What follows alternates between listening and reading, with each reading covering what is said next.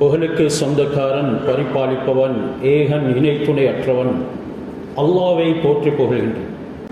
மனிதர்களாகிய நாங்கள் ஈருலகிலும் வெற்றி பெற்று அல்லாஹ்வுடைய பொருத்தம் தரிசனம் கிடைத்து உயர்தரமான சுவனத்திலே குடியிருக்க வேண்டும் என்ற ஒரே நோக்குடன் தனது காலங்கள், நேரங்கள், சந்தோஷங்கள் அனைத்தையும் மனிதர்களாகிய எங்களுடைய வெற்றிக்காகவே செலவு செய்த, தியாகம் செய்த எமது உரிமினி ஹஜரத் முஹம்மது ஸல்லல்லாஹு அலைஹி வஸல்லம் அவர்கள் மீதிலும் அன்னாரின் தோழர்கள், குடும்பத்தினர்கள் இறுதி மூச்சு வரைக்கும் ஹஜரத் ரசூலுல்லாஹி ஸல்லல்லாஹு அலைஹி வஸல்லம் அவர்களுடைய சுன்னத்தான வாழ்க்கை நெறிகளை பேணுதலுடன் எடுத்து நடக்கூடிய உண்மையான மூமினானவர்கள், முஸ்லிமானவர்கள் அனைவரின் பேரிலும் அல்லாஹ் ஸலாத்தும் சலாமும் சொல்வானா. அல்லாஹ்வுடைய இல்லத்தில் இஅ்திகாஃபுடைய நியத்துடன் அமர்ந்து கடமையை நிறைவேற்றி வாழ்க்கையில் திருப்பம் ஏற்படுத்திக் கொள்வதற்கு அமர்ந்திருக்கும் இறை நேசர்களே, நல்லடியார்களே, அல்லாஹ் மனிதனுடைய வெற்றி தோல்வியின் விவகாரத்தை 2 விடயங்களிலே உள்ளடக்கி வைத்திருக்கின்றார். ஒன்று ஏவல், அடுத்தது விலக்கல். ஏவல்களை எடுத்து நடக்கும் பொழுது நன்மாராயம் கோருகிறான், விலக்கல்களின் பக்கம் செல்லும் பொழுது எச்சரிக்கை விடுக்கின்றான். ஏவல்களை எடுத்து நடந்து இம்மையிலும் மறுமையிலும் வெற்றி பெற்று நாளை சுனபதிகளை தனதாக ஆக்கிக் கொள்ளுமாறும், விலக்கல்களின் பக்கம் சென்று நாளை மறுமையில தோல்வி அடைந்து கேவலம் அடைந்து நரகத்துக்கு பலியாகாமல் இருக்குமாறும் முதலில் எனக்கும் பிறகு உங்களுக்கும் தக்வாவை கொண்டு வசியத் உபதேசம் செய்து கொள்கின்றேன். வாழ்வதற்கு நீயத்து தேவை. நீயத்து இல்லாதவர் இபாதத்தை விட்டும் வெளியேறிவிடுவார். நீயத்து இல்லாதவர் ஹஜ்ரத் ரசூலுல்லாஹ்வுடைய சுன்னாவை செய்தாலும் கூட அது அவருடைய ஆதத்தாகத்தான் இருக்குமே தவிர இபாதத்தாக மாறமாட்டார். அந்நியா துமையிஸுல் இபாதா அனில் ஆதா. நீயத் உங்களுடைய வலிமையான செயல்களை இபாதத்களாக மாற்றும். நீயத் இல்லாத வலிமையான செயல் சுன்னத்தாக இருந்தாலும் கூட இபாதத்தாக மாறமாட்டார். இன்று நீயத்துக்கு சாவுமணி அடிக்கப்படுது. நீயத் இல்லாமல் எதையும் செய்யலாம் என்ற அளவுக்கு சில இபாதத்துகளின் பொழுது நீயத்தை மறந்து வாழக்கூடிய ஒரு சமுதாயம் இன்று உருவாகி கொண்டு வருகிறது. எங்களுக்கு ஆரம்பம் தொடுத்து நீயத்து தான் இபாதத் என்று கூறப்பட்டது. நீயத்து தான் அமல்களின் பெட்டகம், அமல்களின் உருவாக்கம். அந்த நீயத்து தான் அமல்களை செய்து கொண்டு இருக்கும் பொழுதும் உயிர் வாழ வைக்கும். அந்த நீயத்து தான் அமல்களை செய்து முடித்ததன் பின்னால கூலி கொடுக்கிறதுக்கு தகுதியானதாக ஆக்கும் என்று சொல்லப்பட்டு இருந்தும் கூட இன்று நீயத்தை மறந்து வாழும் மனிதன் வெறுமனே ஏனையவர்களைப் போல, மதிக்காதவர்களைப் போல, ஈமான் இல்லாதவரை போல நடக்கிறார். ஈமான் இல்லாத ஒரு சமுதாயம் நம்மை விடவும் சில பண்புகளில் உயர்ந்து விளங்குகிறார்கள். பேச்சில் நம்மை விடவும் இனிமையானவர்கள், மற்றவர்களுக்கு உதவி புரிவதில் நம்மை விடவும் முதலுரிமை பெற்றவர்கள். என்றாலும் எங்களுடைய இபாதத்துகளுக்கு ஒரு ஆணிவேராக, திறவுகோலாக எந்த நீயத் ஆக்கப்பட்டதோ அதனை நானும் நீங்கள் மறந்துவிட்டோம். ஒவ்வொருவரும் வியாபாரம் செய்கிறோம், சம்பாதிக்கிறோம், குடும்ப வாழ்க்கை நடத்துகிறோம், சமூக சேவைகள் செய்கிறோம். இதற்குள்ள என்னுடைய நீயத் எந்த அளவுக்கு உயிரோட்டம் உள்ளதாக இருக்கிறது? இதனால் எனக்கு கூலி கிடைக்க பெறுகிறதா, இல்ல என்னுடைய அமல்கள் வீணடிக்கப்படுகின்றதா என்கிறத நாங்கள் ஒவ்வொருவரும் சிந்தனை செய்து பார்க்கறதுக்கு கடமைப்பட்டு இருக்கின்றோம். ஒரு மனிதன் வியாபாரம் செய்வதாக இருந்தாலும், ஹலாலான முறையில் சம்பாதிப்பதாக இருந்தாலும் கூட அந்த நீயத்தை எப்படி ஆக்கிக்கொள்ள வேண்டும் என்கிறது அருமை நாயகம் ஸல்லல்லாஹு அலைஹி வஸல்லம் அவர்கள் சொல்லி தந்தார்கள். இமாம் பைஹக்கி ரஹ்மத்துல்லாஹி அலைஹி அவருடைய ஷாபுல் ஈமான் என்ற கிதாபில் பதிவாக்கின்றார்கள், மன் தலப ஹலாலன், ஒருத்தர் ஹலாலாகத்தான் சம்பாதிக்கிறார், ஹலாலான ஜீவனத்தை, அவருடைய ஜீவனோபாயத்தை தேடுகிறார். நீயத்து இருக்க வேண்டும். இதன் மூலமாக நான் ஹஜ்ஜி செய்வேன் என்பது அல்ல. ரசூலுல்லாஹ் அப்படி கற்றுக் கொடுக்கல. இதன் மூலமாக நான் மஸ்ஜித் கட்டுவேன், என்னுடைய இந்த வியாபார ஸ்தலத்தை ஆரம்பித்திருக்கின்றேன், ராஃபத்தை எதிர்பார்க்கின்றேன், நான் நியத்து வைக்கின்றேன். நீயத்துக்குள்ளாலேயும் அவருடைய இஹ்லாஸ்ல பலகீனம் இருக்குது. இப்படி நடந்தால் நான் மஸ்ஜிதினுடைய இந்த பகுதியை கற்றுக் கொடுப்பேன், குமரி காரியத்தை முடித்து வைப்பேன் இந்த நியத்துகள் எல்லாம் உள்ளடங்கக்கூடிய முறையில் எப்படி நியத்து வைக்க வேண்டும் என்கிறத ஹஜ்ரத் ரசூலுல்லாஹி ஸல்லல்லாஹு அலைஹி வஸல்லம் அவர்கள் சொல்லி தந்தார்கள். மனிதனே, நீ சம்பாதிக்கின்றாய், உழைப்பு செய்கின்றாய், அதற்குள்ள இஸ்திஃபாஃபன் அனில் மஸ்அலதி, முதலாவது நியத் உனக்கு இருக்க வேண்டும், மக்களிடத்தில் நான் யாசகம் கேட்பதனை விட்டும் தவிர்ப்பதற்காக சம்பாதிக்கிறேன். இன்றைக்கு யாருடைய நியத் இந்த ஹதீஸின் பிரகாரம் தன்னுடைய முயற்சிகளின் பொழுது, படிப்புகளின் பொழுது, சம்பாத்தியத்தின் பொழுது, வியாபாரத்தின் பொழுது, நல்ல ஒரு காரியத்தை ஆரம்பிக்கும் நேரத்திலே இருக்கிறது. யாசகம் கேட்க கூடாது என்றது மார்க்கம். யாசகம் கேட்டு வருபவர்களை விரட்ட வேண்டாம் என்கிறது இஸ்லாம். ஹஜ்ரத் முஆத் இப்னு ஜபல் ரலியல்லாஹு தஆலா அன்ஹு அவர்கள் முகத்தில் ரொம்பவும் பிரகாசமானவர்கள். அவர்களிடத்தில் யாசகர்கள் வருவார்கள், கையேந்துவார்கள், அவர்கள் கொடுப்பார்கள். இவர்களிடத்திலே கஞ்சத்தனத்தை அல்லாஹ் படைக்கவில்லை என்றாலும் கேட்பவர்களும் விட்டுவிடவில்லை. கொடுத்தார்கள். தன்னுடைய பொருள்கள் தீர்ந்து விட்டது, மக்கள் கேட்பதை நிறுத்தவில்லை, கடன் எடுத்து கொடுத்தார்கள். கடன் எடுத்து யாசகம் கேட்பவர்களுக்கு கொடுத்தார்கள். என்றாலும் இஸ்லாம் யாசகம் கேட்பதற்கு பழக்கக்கூடிய மார்க்கம் இல்லை, யாசகம் கேட்பவரை விரட்டும் மார்க்கமும் இல்லை. ஏன்? இதற்குள்ள உன்னுடைய உயர்வு இருக்கிறது, உன்னுடைய பொருள்களை அது வளர்க்கும், உன்னுடைய கெட்ட மரணத்தை தடுக்கும், அல்லாஹ்வுடைய பொருத்தத்தை ஏற்படுத்தும், அல்லாஹ் சந்ததிகளாக உனக்கு உணவளிப்பான். ஹஜ்ரத் முஆத் ரலியல்லாஹு தஆலா அன்ஹு அவர்கள் இறுதியிலே கடன் எடுத்து கொடுத்தார்கள். கடன் தலைக்கு மேலே ஏறிவிட்டது, கடனாளிகள் பிக்கிறார்கள், தலைமறைவிலே ஆகிவிட்டார்கள். ஹஜ்ரத் ரசூலுல்லாஹி ஸல்லல்லாஹு அலைஹி வஸல்லம் அவர்களிடத்தில் கடனாளிகள் வந்தார்கள். உங்களுடைய சஹாபி முஆதுக்கு கூறுங்கள் எங்களுடைய கடனை நிறைவேற்றுமாறு. ஹஜ்ரத் முஆதை வரவழைத்துமாறு ஆள் அனுப்பினார்கள். ஹஜ்ரத் ரசூலுல்லாஹி ஸல்லல்லாஹு அலைஹி வஸல்லம் வந்தார்கள். கடனாளிகளும் நின்றிருக்கிறார்கள். யா முஆத் அத்தி துயூனஹும், முஆத் இவருடைய கடன்களை நிறைவேற்றுங்கள் சொன்னார். யா ரசூலல்லாஹ், இப்பொழுது நிலைமையில கடனை நிறைவேற்றுவதற்கு என்னிடத்தில் எதுவுமே கிடையாது, வீட்டுக்கு செல்லுங்கள், எது இருக்கிறதோ எடுத்துக்கொண்டு வாருங்கள். சமைத்து சாப்பிடக்கூடிய சட்டி முட்டிகள் மற்றும் சில தளபாடங்களை எடுத்துக்கொண்டு வந்தார்கள். நபி ஸல்லல்லாஹு அலைஹி வஸல்லம் அவர்கள் ஆக்ஷன் போட்டார்கள், ஏல விற்பனை ஒன்றை அங்கே ஏற்படுத்தினார்கள். சஹாபாக்கள் அனைவரும் அதனை வாங்கினார்கள். பொருளுக்கு மேல் அதிக பொறுமதி உள்ள பணத்தை செலுத்தினார்கள். கடன் 7 பங்குகளாக பிரிக்க வேண்டியிருந்தது, 5 பங்குகள் தான் பிரிக்க முடிந்தது. நபி ஸல்லல்லாஹு அலைஹி வஸல்லம் பங்கு வைத்து கொடுத்தார்கள். கடனாளிக்கு பேசுவதற்கு உரிமை இருக்கிறது, அல்லாஹ்வும் அந்த உரிமையை கொடுத்திருக்கிறான். ரசூலுல்லாஹி ஸல்லல்லாஹு அலைஹி வஸல்லம் அவர்களும் கடனாளிகளுக்கு பேசும் உரிமையை கொடுத்தார்கள், பேசினார்கள். எங்களுடைய எஞ்சிய 2 பங்குக்கு முஆதை சந்தையிலே அடிமையாக வைத்து விற்று எங்களுடைய கடனை நிறைவேற்றுங்கள். இந்த நேரம் தான் அல்லாஹ் குர்ஆனுடைய ஆயத்தை இறக்கினான். வைன் கான து உஸ்ரத்தின் ஃபநதிரத்துன் இலா மைஸரா, கடன் எடுத்தவர் கஷ்டவாளியாக இருந்தால் அவருக்கு கொஞ்சம் இலகு ஏற்படும் வரைக்கும், அவருக்கு வசதி ஏற்படும் வரைக்கும் அவகாசம் கொடுங்கள். நபி ஸல்லல்லாஹு அலைஹி வஸல்லம் அவர்கள் ஓதி காண்பித்தார்கள். கடனாளிகள் பிரிந்து சென்றார்கள். ஹஜ்ரத் முஆதும் பனு சலமா கோத்திரத்தின் பக்கம் போய், அதாவது மஸ்ஜிதுல் கிப்லத்தைன் இருக்கக்கூடிய மதீனாவின் அந்த பகுதியிலே தலைமறைவாக இருந்தார்கள். நாட்கள் விரண்டோடியது. மீண்டும் ஹஜ்ரத் ரசூலுல்லாஹி ஸல்லல்லாஹு அலைஹி வஸல்லம் ஆள் அனுப்பி ஹஜ்ரத் முஆதை வரவழைத்தார்கள். வந்தார்கள். யமனுக்கு அதிகாரியாக நியமித்து அனுப்புகின்றார்கள். முஆத் ரலியல்லாஹு தஆலா அன்ஹு அவர்கள் ஒட்டகத்தின் மீதேறி செல்கின்றார்கள். ரசூலுல்லாஹ் ஒட்டகத்தின் கடிவாளத்தை, கயிற்றை பிடித்துக் கொண்டு பல உபதேசங்களை செய்து கொண்டு வருகின்றார்கள். ஹஜ்ரத் முஆத் ரலியல்லாஹு தஆலா அன்ஹு அவர்கள் மார்க்கத்தை துல்லியமாக விளங்கிய ஒரு மாபெரும் ஆலிமாக இருந்தும் கூட ஆலிமுக்கும் உபதேசம் தேவை என்கிறதனை அங்கே சுற்றி காட்டினார்கள். இன்று எங்களுக்கு மத்தியில் ஒரு கூட்டம் உருவாகி கொண்டு வருகிறது.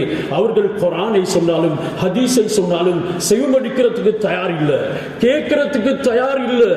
ஒவ்வொரு நாளும் நாங்கள் சூரா தபாரக்கல்லதியை ஓதுகின்றோம். சூரத்துல் முல்க், அந்த நரகத்தை பற்றி அல்லாஹ் சொல்லிக் கொண்டு வருகிறான். தகாது தமய்யஸு மினல் கைர் குல்லமா உல்கிய ஃபீஹா ஃபௌஜுன் ஸஅலஹும் ஹஸனத்துஹா அலம் யஅதிகும் நதீர் காலூ பலா கத் ஜாஅனா நதீர் ஃபகذبنا. வகுல்னா, இப்படியெல்லாம் அந்த நரகத்தை பற்றி அல்லாஹ் சொல்லுகிறான். அந்த வார்த்தையை தமிழ்ல சொன்னா அரபினுடைய உயிரோட்டம் போய்விடுகிறது. நரகத்தை அல்லாஹ் இப்படி வர்ணிக்கிறான், தக்காது தமையஸு மினல் கைர், கோபத்தினால் அந்த நரகம் வெடிக்க பார்க்கிறது. குல்லமா உல்கி ஃபீஹா ஃபௌஜுன், அதுல ஒரு கூட்டத்தை அல்லாஹ் போடும் பொழுது, ஜபானியாக்கள் வேதனை செய்யும் பொழுது, காலலஹும் ஹஸனத்துஹா, அந்த நரகத்துக்கு சாட்டப்பட்ட மலாய்க்காமார்கள் கேட்பார்கள், உங்களுக்கு நல்ல விடயங்களை சொல்லக்கூடியவர்கள் வரவில்லையா? வந்தார்கள், என்றாலும் நாங்கள் அவர்களை பொய்ப்பித்தோம். இன்றைக்கு நாங்க கேட்காதவர்களாக இருந்தோம். லவ் குன்னா நஸ்மா, நாங்க அந்த நேரம் சொல்றதை கேட்டு வநாக்கில், எங்களுடைய புத்திக்கு போட்டு படிப்பினை பெற்றிருந்த இந்த பயங்கரமான கொழுந்து விட்டெறியும் நரகத்துக்கு வர வேண்டியிருக்க மாட்டாது என்று அங்கலாய்ப்பார்கள்.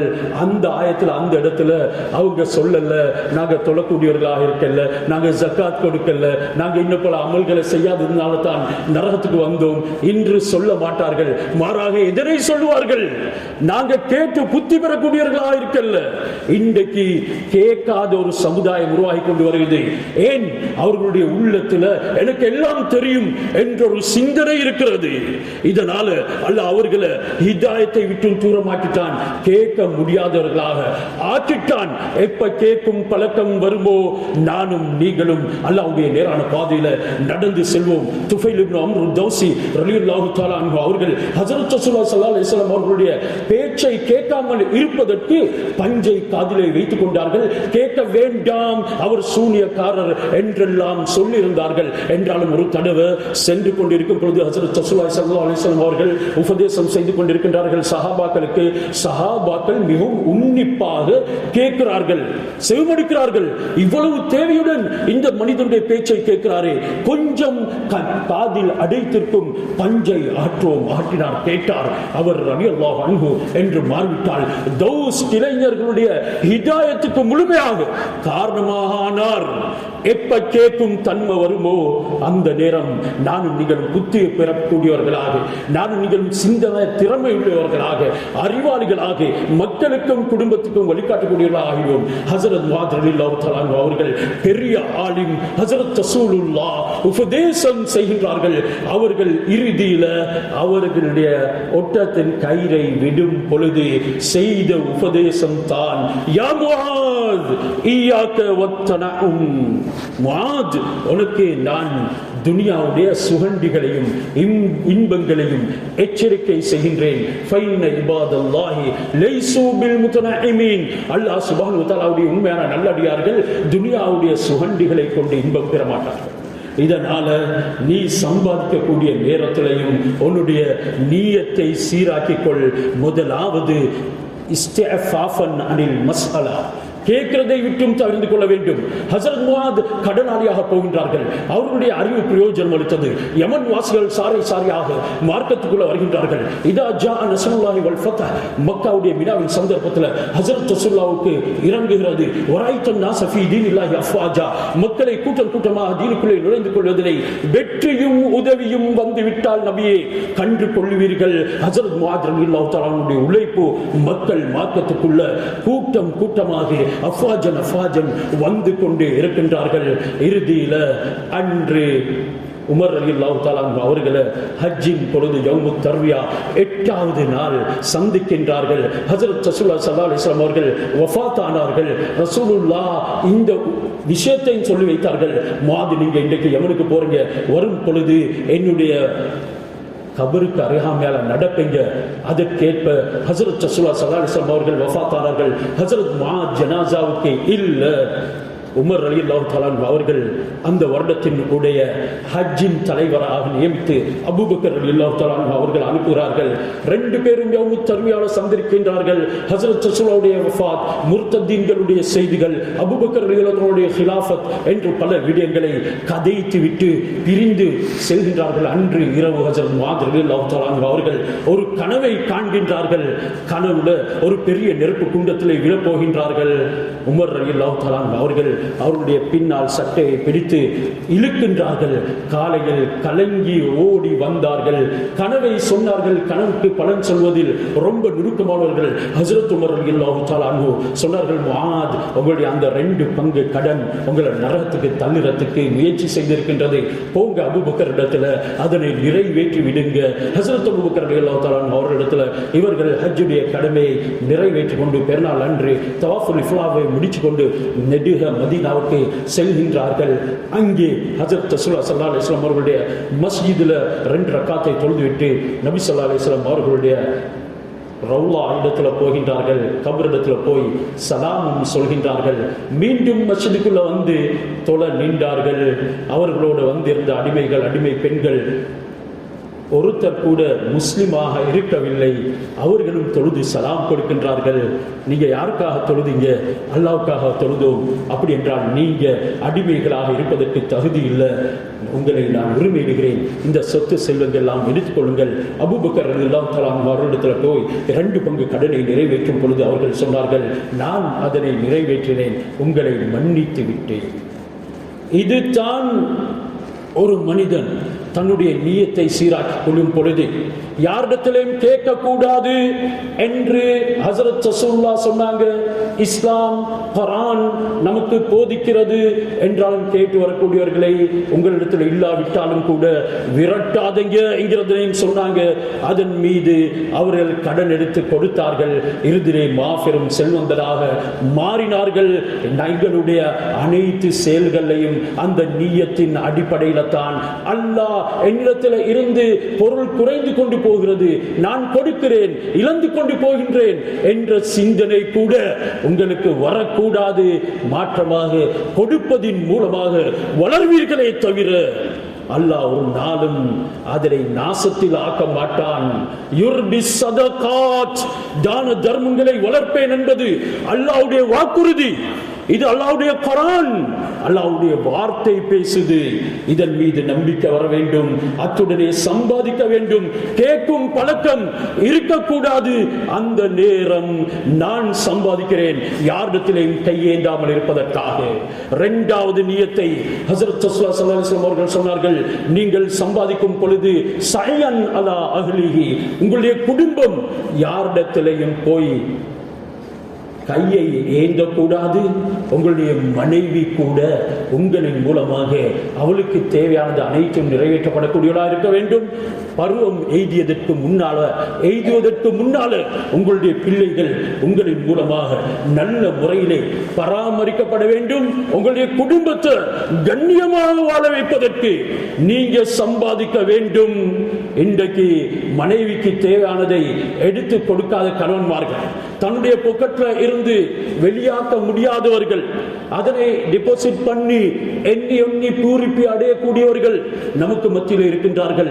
எங்களுடைய மனைவியின் தேவையை நாங்கள் நிறைவேற்றாவிட்டால் அடுத்த வீட்டுக்காரனா வந்து நிறைவேற்றுவான். இன்றைக்கு பிரச்சனைகளுக்கு காரணங்களே அதுதான் அமைந்திருக்கிறது.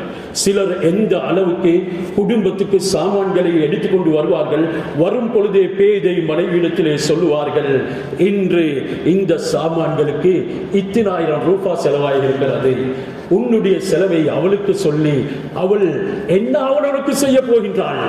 நீ செலவழிப்பதன் மூலமாக அல்லாஹ் உனக்கு வளர்ப்பான். அதனால் நீங்கள் சம்பாதிக்கும் பொழுது 2வது நியத் வஸயன் அலா அஹ்லிஹி, என்னுடைய குடும்பத்தை நான் கண்ணியமாக வாழ வைக்கிறதுக்காக வேண்டி சம்பாதிக்கின்றேன்.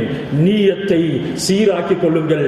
பேமெண்ட்ல வெயில் அனல் கக்குது, சில பேக்களை வைத்துக் கொண்டு ஒருத்தர் லாபாய் என்கிறாரு, இன்னும் ஒருத்தர் காபாவை தவாப் செய்கிறாரு. காபாவை தவாப் செய்யும் பொழுதும் வியாபார டீல் பேசுகிறாரு. இவர் இங்கிருந்து நியத்தை சீராக்கி கொண்டு, நான் இந்த காணல் கட்டும் வேலையிலே அவதிப்படுகின்றேன், என்னுடைய குடும்பத்தை காப்பாற்றுவதற்கு நியத்து வைக்கிறாரு. காபாவை வலம் வரக்கூடிய செல்வந்தனே, உன்னை விடவும் இந்த பேமெண்ட்ல இருக்கக்கூடிய நல்லாக்கு ரொம்ப விருப்பமா. இதைத்தான் ஹஜ்ரத் ரசூலுல்லாஹி ஸல்லல்லாஹு அலைஹி வஸல்லம் சொன்னார்கள். 3வது நியத்து வைக்க வேண்டும். வ இஸ்திஅஃபன் லிஜாரிஹி, சம்பாதிக்கும் பொழுது இந்த சம்பாத்தியத்தில் மேல் மிச்சமானதை நான் அண்டை வீட்டானுக்கும் செலவழிப்பேன், அண்டை வீட்டார்களுக்கு தேவை வரும் பொழுது உங்களுடைய கையை சுருக்காதீர்கள்.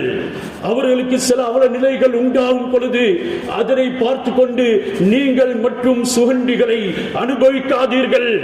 ஹஸரத் ரசூலுல்லாஹ் ஹலாலாக சம்பாதிக்கக்கூடியவர்களுக்கு எப்படி நியத்து வைக்க வேண்டும் என்கிறதனை சொல்லிக் கொடுத்தார்கள். இன்று வாழ்க்கையில பலவிதமான பிரச்சனைகள் தலைவிரித்து ஆடிக்கொண்டிருக்கின்றது. நான் அண்டை வீட்டானுடன் சீரான முறையில ஹுஸ்னுல் முஆஷரா செய்யல்ல, நல்ல முறையில நடந்து கொள்ளல்ல, இதனால் எனக்கு வந்த சோதனை என்கிறதனை அவன் உணர்றதுக்கு மறுக்கிறான். அவனுடைய காணியை பூமியை அபகரிக்கின்றான். அவனுடைய வீட்டுக்கு வரக்கூடிய காற்றை அடைத்து சுவத்தை எழுப்புறான். அவனுடைய ஜன்னலோடு சேர்த்து தன்னுடைய ஜன்னலை அவன் திறக்கிறான். அவனுடைய சுவரோடு சேர்ந்திருக்கக்கூடிய ஜன்னல் துப்புகின்றான். அந்த கார அவனுடைய சுவரிலே விழுகிறது.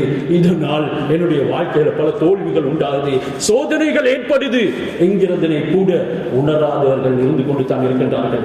எனவே இந்த வியாபாரத்தின் ஊடாகவும் எப்படி ஒரு சமூகத்தை கட்டி காக்க வேண்டும், எப்படி நல்ல முறையில் ஹுஸ்னுல் முஆஷரா செய்ய வேண்டும் என்கிறதனை ஹஜ்ரத் ரசூலுல்லாஹி ஸல்லல்லாஹு அலைஹி வஸல்லம் அவர்கள் சொல்லிவிட்டு, யார் இந்த 3 நோக்கத்தோட சம்பாதிக்கின்றார்களோ லக்கி அல்லாஹ யௌமல் கியாமா வஜ்ஹுஹு கல் பத்ர் லைலத் கல் கமர் லைலத்துல் பத்ர், அவனுடைய முகம் 15ஆம் இரவு சந்திரன் பௌர்ணமி நாள் அன்று நிலவு ஜொலிப்பதனை போல ஜொலிக்கும் நிலைமையில அல்லாஹ்வை சந்திப்பான் என்றார்கள். இது வியாபாரம் செய்வதன் மூலமாக, அதனுடைய நியத்தை சீராக்குவதன் மூலமாக கிடைக்கக்கூடிய வெகுமதி. அதே தொடர் ஹதீஸ்ல ஹஜ்ரத் ரசூலுல்லாஹி ஸல்லல்லாஹு அலைஹி வஸல்லம் அவர்கள் சொல்கின்றார்கள், அதனுடைய ஆப்போசிட், மன் தலப ஹலாலன் முராயியன் முகாசிரன் முஃபாகிரன் பைனன் நாஸ், அவன் சம்பாதிக்கின்றான் என்றாலும் நியத் மற்றவர்களுக்கு காட்ட வேண்டும், நானும் அவர்களைப் போல வாழ்கின்றேன் என்ற ஒரு ஆடம்பரத்துக்காக பெருமைக்காக இவன் சம்பாதிக்கின்றான், காட்டுவதற்காக சம்பாதிக்கின்றான். மேலும் முஃபாகிரன் முகாசிரன், பொருள்களை பெருக்க வேண்டும் என்ற நியத்துடன் சம்பாதிக்கின்றான். இவனுடைய நியத்து பில லக்கி அல்லாஹ் யௌமல் கியாமா வஹு அலைஹி கல்பான். ரசூலுல்லாஹ் சொன்னார்கள், கியாமத்து நாள் அன்று இவன் அல்லாஹ்வை சந்திக்கும் பொழுது அல்லாஹ் கடும் கோபம் கொண்டவனாக இருப்பான். எனவே நீயத்தை சீராக்கி கொண்டு இபாதத்துடைய வாழ்க்கையை வாழ்வோம். அது எங்களுடைய தேவைகளை நிறைவேற்றுவதாக இருந்தாலும் சரி, நீயத்துக்கு மறுநாடி கொடுக்கும், நீயத்து சம்பந்தமாக தெரியாமல் பேசும் சமுதாயத்துக்கு நாங்கள் மாற்றிவிடக்கூடாது, சிக்கிவிடக்கூடாது. அத்துடனே எங்களுடைய வாழ்க்கையில ஒரு அர்த்தம் வாரத்துக்கு நானும் நீங்களும் நல்ல நீயத்துடன் அவசரமாக நல்ல அமல்களில் ஈடுபட வேண்டும். அதற்கு லீவு கொடுக்க கூடாது, அதற்கு விடுமுறை கொடுக்க கூடாது, அதனை பிற்படுத்தக்கூடாது. ஹஸரத் ரசூலுல்லாஹி ஸல்லல்லாஹு அலைஹி வஸல்லம் அவர்கள் சொன்னார்கள், எச்சரிக்கையாக இருங்க, 7 விடயங்கள் உங்களுக்கு வரப்போகுது, 7ல் ஒன்றிலாவது நீங்க சிக்கிக் கொள்ளுவீங்க. 7ல் ஒன்றிலாவது சிக்காத மனிதன் இருக்க மாட்டார். பாதிரு பில் அமாலி சபன், நீங்க அமல்கள்ல ரொம்ப தீவிரமாகும், அமல்களின் பக்கம் வேகமாக வர வேண்டும். அதுல முதலாவது ஹஜ்ரத் ரசூலுல்லாஹ் கேட்கிறாங்க, அமலுக்கு லீவு கொடுத்து உங்களுடைய நியத்துகளையும் மோசமாக ஆக்கி கொண்டு எதனை எதிர்பார்க்கிறீர்கள்? ஹல் தன்தலிரூன கினன் முத்ஜியா, எல்லை மீறிய செல்வத்தை எதிர்பார்க்கிறீங்க. இன்றைக்கு அல்லாஹ்வுடைய கட்டளைகளுக்கு மாறு செய்து அவைகளை நாசப்படுத்தி மனிதன் சம்பாதிக்கிறான். எல்லை மீறும் செல்வத்தை எதிர்பார்க்கின்றான்.